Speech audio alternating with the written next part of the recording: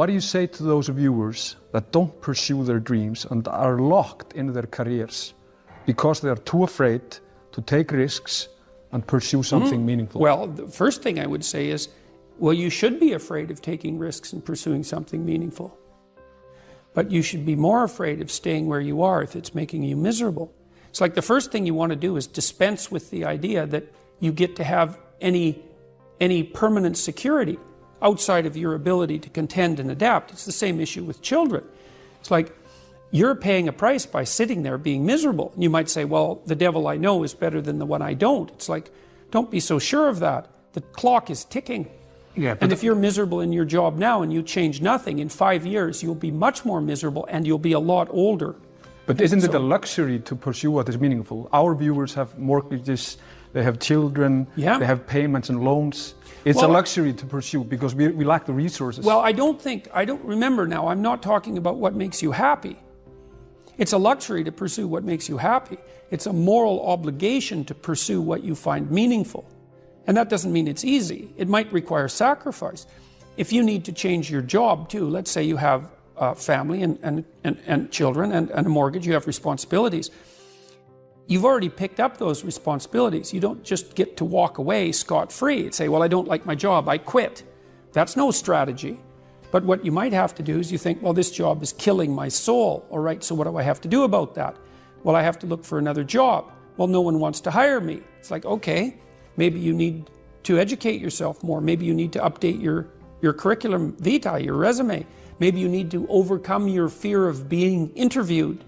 Maybe you need to sharpen your social skills. Like, you have to think about these things strategically. If you're going to switch careers, you have to do it like an intelligent, responsible person. That might take you a couple of years of effort to do properly. When you say pursue something meaningful, is it important to have a vocation?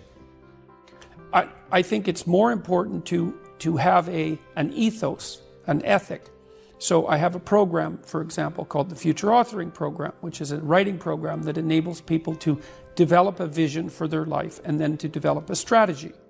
And so it's based on the idea, imagine that, and it's an extension of the ideas in the book, or at least something along the same lines.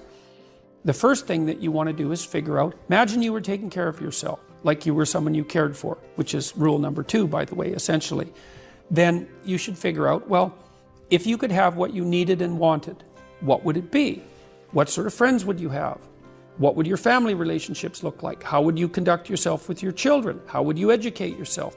You need to think through how it is that your life could be properly arranged if you had that ability. And then you can aim at that. And the funny thing is that if you do posit a goal of that sort and work towards it, you will move towards it. The goal will change because you'll learn things along the way. But I mean, I've dealt with hundreds of people in my clinical and consulting practice, and we set a goal, we develop a vision and work towards it, and things inevitably get better for people. So it's not a luxury, it's difficult. It's a moral responsibility, and it isn't happiness. It's not, the pursuit isn't for happiness. It's a moral responsibility to pursue what is meaningful. Absolutely. Yeah. So when if you watch yourself, you say, well, I had a particularly good day at work. And what does that mean? Well, it means that you lost your sense of time, right? Because when you're having not a good day at work, it's like, first it's 1 minute to 3, and then it's 45 seconds to 3, and then it's 30 seconds. That's what school was like for me. It was like, click. It's so funny, I went to my daughter's school. I used to get in trouble for talking all the time. Surprise, surprise. When I was a kid, and I was bored stiff in school, and so I would misbehave upon occasion, out of pure boredom. And about 21 years ago, I went to my daughter's school to sit for a class. It was about an hour long, and I was sitting there, and the teacher had all the kids on the floor and was having some of the kids read to the others, and some of the kids who were reading couldn't read at all. And I had exactly the same experience. I was sitting there, it was like being 7 years old again. I could see the clock going tick, tick. And I thought, you know, if I was in this classroom for 3 days, I would misbehave. 40 years old, I would misbehave exactly like I did when I was 6. No. Well, that's no place to be, right? Because you don't want to be in a place that's stultifying. You don't want to be in a place where there's no challenge. You might even quit your job if there's no challenge. Say, well, that's a good job. It gives you security. And you think, God, I can't stand this. It's eating away at my soul. It's all security and no challenge. So why do you want to challenge? Because that's what you're built for. That's what you're built for. You're built to take on a maximal load, right? Because that's what strengthens you, and you need to be strong because life is extraordinarily difficult, and because the evil king is always whittling away at the structure of the state, and you have to be awake and sharp to stop that from happening so that you don't become corrupt, and so that your family doesn't become corrupt, and so that your state doesn't have to become corrupt. You have to have your eyes open and your wits sharp and your words at the ready, and you have to be educated, and you have to know about your history, and you have to know how to think, and you have to know how to read, and you have to know how to speak, and you have to know how to aim, and you have to be willing to hoist the troubles of the world up on your shoulders. And what's so interesting about that, so remarkable, and this is something that's really manifested itself to me as I've been doing these public lectures. I've been talking about responsibility to people, which doesn't seem to happen very often anymore, and the audiences are dead quiet. And I lay out this idea that life is tragedy tainted by malevolence, and everyone says, yeah, well, we always suspected that, but no one has ever said it quite so bluntly, and it's quite a relief to hear that I'm not the only person who has those suspicions.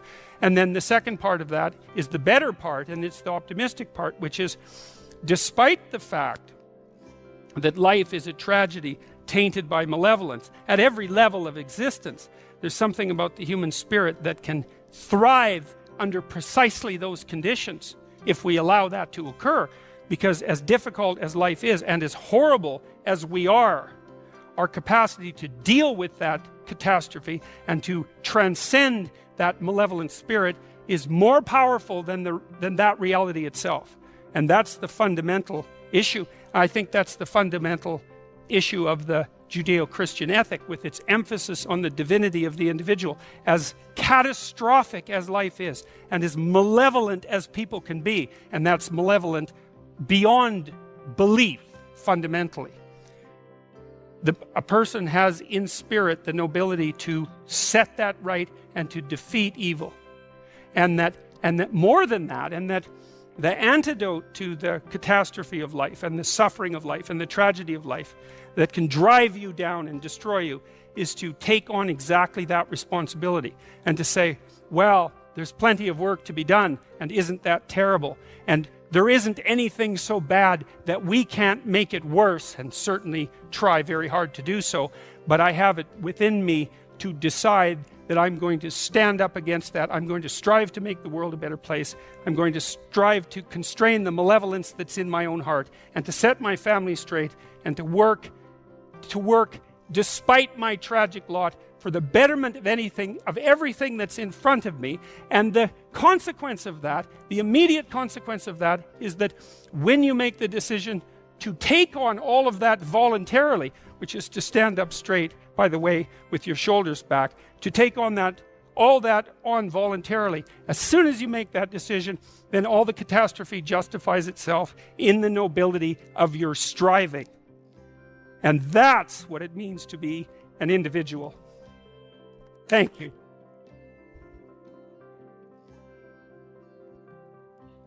When I was 25 or so, I probably weighed about 138 pounds. I smoked like a pack of cigarettes a day.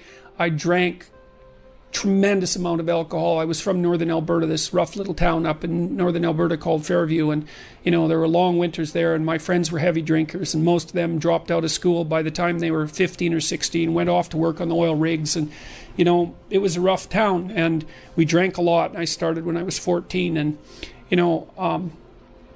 and so I had a lot of bad habits, let's say, and and I wasn't in great shape physically, and I was also still intellectually obsessed as I am now, and so that would have been in 85. But I decided around then, about 85, 84, something like that, maybe a little earlier, that I was really going to try to get my act together, and so I started doing that. First of all, I I quit smoking. Well, that took a long time because I eventually had to quit drinking too in order to quit smoking. And I started working out, started playing sports, which I'd never done. I was a small kid. I'd been skipped a grade, and I was a small for my age. So sports were never, especially team sports, were never really a domain of expertise for me. Although I skied and went trapping with my dad, went, cross-country skiing and camping and all that. So, but when I went to graduate school, I started swimming. The first physical exercise routine I did, I enrolled in a swimsercise course, I think it was called. So it was me and this like really overweight kid, and like these 60-year-old women and men, they could out exercise me like mad. It was really embarrassing. Me and the overweight kid, we'd be just panting ourselves 3/4 to death at the end of the bloody workout, and these 60-year-old women who weren't in great shape were like, chatting away as if nothing was going on at all in the pool. So that was quite embarrassing, and as was going to the weight room, because when I started I could barely bench press 75 pounds, and people used to keep coming over and helping me, which was the last thing I bloody well wanted, but certainly needed. And I got to the point where I could bench press 225 pounds. I think that was the best I did, and I gained about 30 pounds of muscle in a year and a half. So that was a good thing. So like I was kind of a wild man, and I'm a little bit manic in my temperament, and so I was kind of going every direction at the same time. So, and I don't regret that. I had a fine time when I was a kid, but I needed really to get disciplined, and I had to do it because I was working on these hard problems that that I've been discussing with all of you, and I've been working on them really obsessively since I was probably about 18, maybe even earlier than that, and got to the point around 25 when I was in graduate school trying to get my PhD, so doing all my research. Like I published 15 papers by the time I graduated with my PhD, which was by a fairly large measure the most papers that any graduate student at that time had ever published at McGill. I think that's right. Might have been twice as many, or maybe twice as many, maybe even 3 times as many. And at the same time I wrote Maps of Meaning, which was a terribly difficult thing to do, because I was writing about 3 hours a day doing that, and I couldn't do all that and continue with my misbehavior, my sort of what would you say, my hedonistic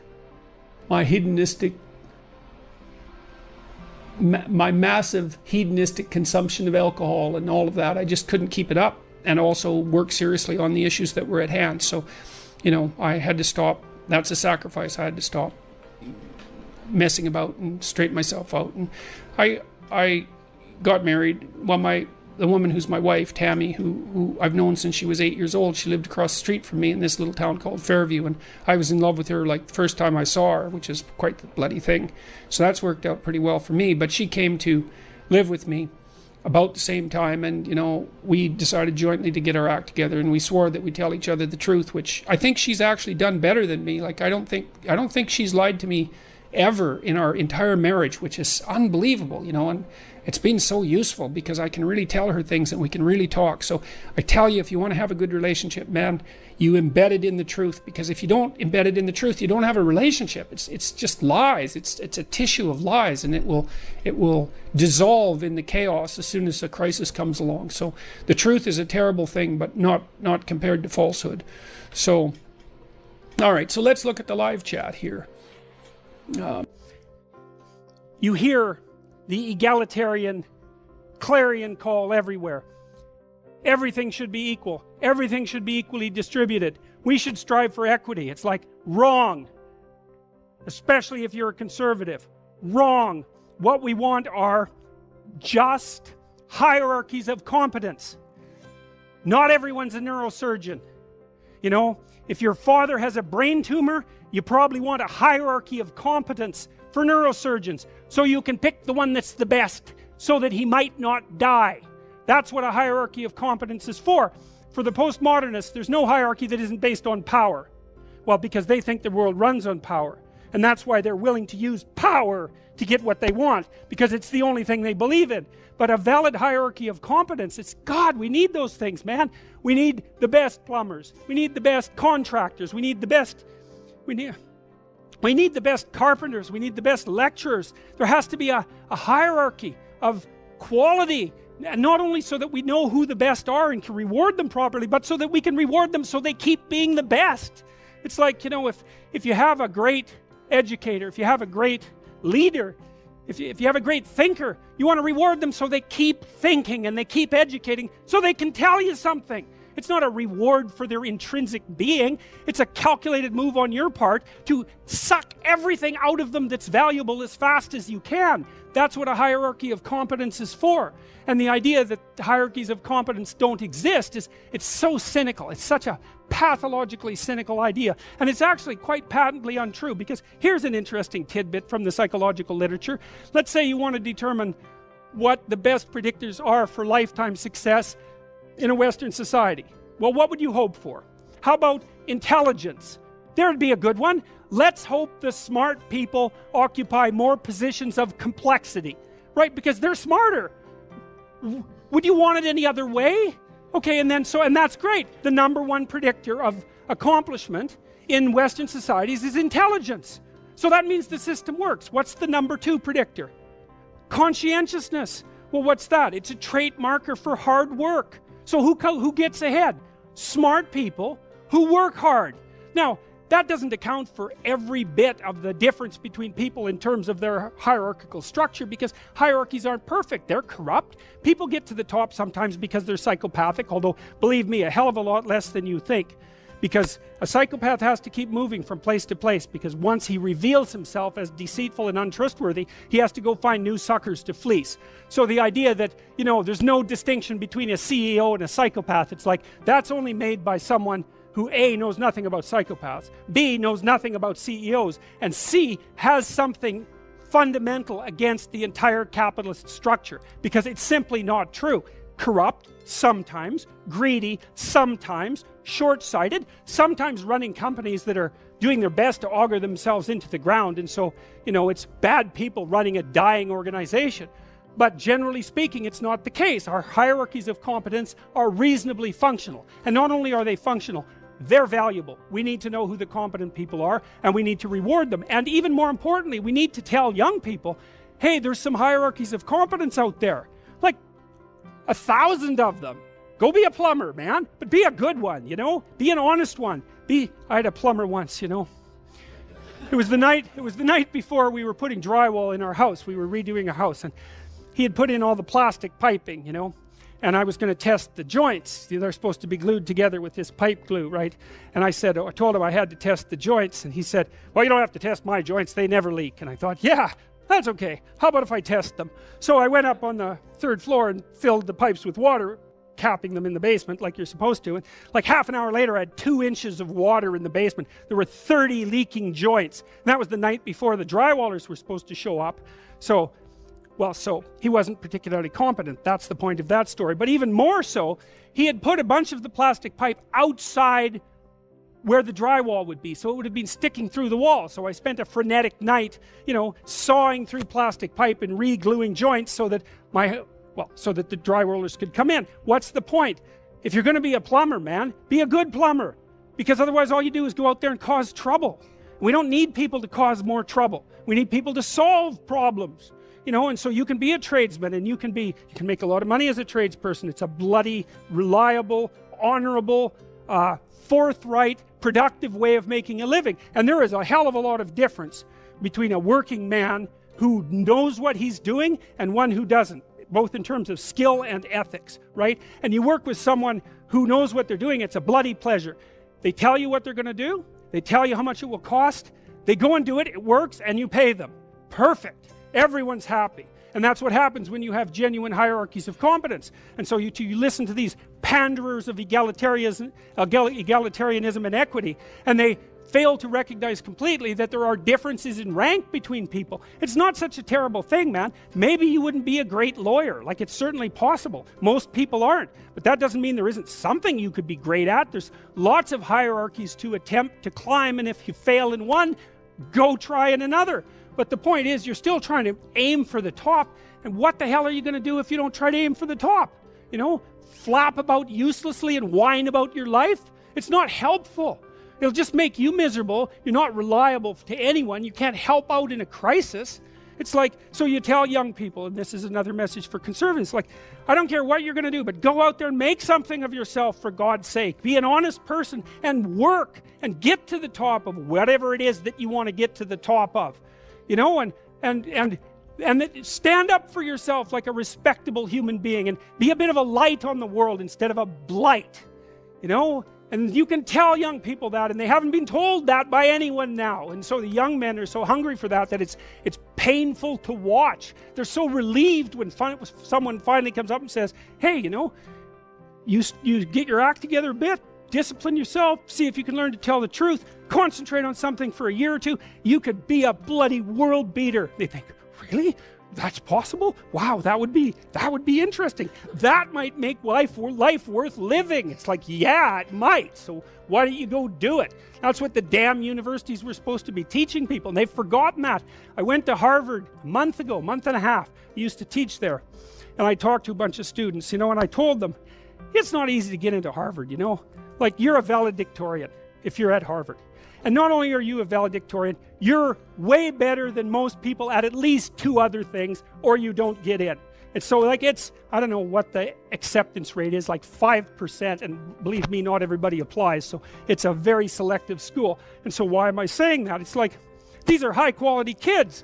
So I told them what I just told you. It's like, here you are at Harvard. It's like, get yourself educated, man. Read some books, learn to talk, learn to think. Make yourself into something. Get the hell out there and make the world that put you here happy that you were put there in that great institution. You know, and they came up to me afterwards and said, God, I wish someone would have told us that when we were in our first year. It's like, Jesus, why didn't someone tell them that? For God's sake, it's supposed to be the greatest university in the world. Is it so difficult to figure that out? Well, it is, if that isn't what you want to have happen in the university. You want to make cringing milksops who whine about being victims while they're going to Ivy League institutions. Jesus, it's pathetic.